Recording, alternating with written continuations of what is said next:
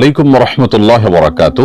আলহামদুলিল্লাহ সালাতু ওয়াসসালামু আলা রাসূলিল্লাহ ওয়া আলা আলিহি ওয়া আসহাবিহি ওয়া মান ওয়ালা, আম্মা বাদ। সুপ্রিয় দর্শক শ্রোতা ভাই বোন, দেশ কিংবা প্রবাস যে যেখান থেকে দেখছেন, আপনাদের সকলকে সাদর আমন্ত্রণ জানাচ্ছি আস-সুন্নাহ ফাউন্ডেশন স্টুডিও থেকে। আপনারা দেখছেন আস-সুন্নাহ ফাউন্ডেশন আয়োজিত সাপ্তাহিক প্রশ্ন উত্তরমূলক অনুষ্ঠান শরঈ সমাধানের 289তম পর্ব। প্রিয় দর্শক, অন্যান্য দিনের মতো আজও ইনশাআল্লাহ আপনাদের সঙ্গে ঘন্টা ব্যাপী থাকছে এবং আপনাদের করা জীবন জিজ্ঞাসার উত্তর কোরআন এবং হাদিসের আলোকে দেওয়ার চেষ্টা করছি। ওয়া তাওফীক ইল্লা বিল্লাহ।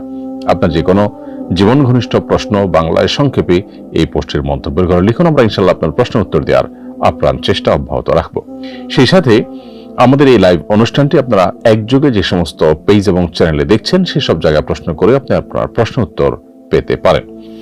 আস-সুন্নাহ ফাউন্ডেশনের এই লাইভ অনুষ্ঠান ছাড়াও আপনার দ্বীনি জিজ্ঞাসার জবাব পাওয়ার আরেকটি অপশন হলো বাংলাদেশ সময় সকাল 8টা থেকে নিয়ে রাত 10টা পর্যন্ত আস-সুন্নাহ ফাউন্ডেশন অফিসিয়াল নম্বরে ফোন করে আপনার প্রশ্ন উত্তর জেনে নিতে পারেন। একদল প্রশিক্ষিত বিদগ্ধ মুফতি এবং আলেমগণ আপনাদের প্রশ্ন উত্তর দিয়ে থাকবেন।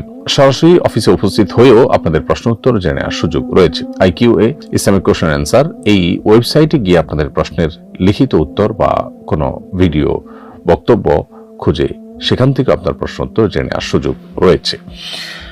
প্রিয় দর্শক, তাহলে চলুন আমরা ইতিমধ্যে যে সমস্ত প্রশ্ন আমাদের কাছে চলে এসেছে শেষ প্রশ্নের উত্তর দেওয়ার পালায় প্রবেশ করি। আমি শুরুতে দেখতে পাচ্ছি হাদিসে কুদসি এবং কোরআনের মধ্যে পার্থক্য কি। হাদিসে কুদসি এটিও আল্লাহর কালাম বা আল্লাহর দিকে সম্বন্ধ করে বলা হয় যে আল্লাহ বলেছেন, আল্লাহর কথা। হাদিসে কুদসিও আবার কোরআনও আল্লাহর কালাম বা আল্লাহর কথা, কিন্তু দুটির মধ্যে পার্থক্য আছে। কোরআন হলো আল্লাহর সেই কালাম বা কথা যেটার ভাষা মর্ম সবকিছু আল্লাহ তাআলার, যেটা জিবরিলের মাধ্যমে আল্লাহ তাআলা রাসূলের কাছে পাঠিয়েছেন। আর হাদিসে কুদসি হলো যেটার মর্ম আল্লাহ তাআলার কিন্তু ভাষা নবী সাল্লাল্লাহু আলাইহি ওয়াসাল্লামের, অর্থাৎ যেটা জিবরিলের মাধ্যমে আসেনি বরং নবী সাল্লাল্লাহু আলাইহি ওয়াসাল্লামের অন্তঃকরণে আল্লাহ তাআলা সরাসরি ওহী করেছেন, সেটা নবী সাল্লাল্লাহু আলাইহি ওয়াসাল্লাম তার ভাষা প্রকাশ করেছেন। এটা হলো হাদিসে কুদসি।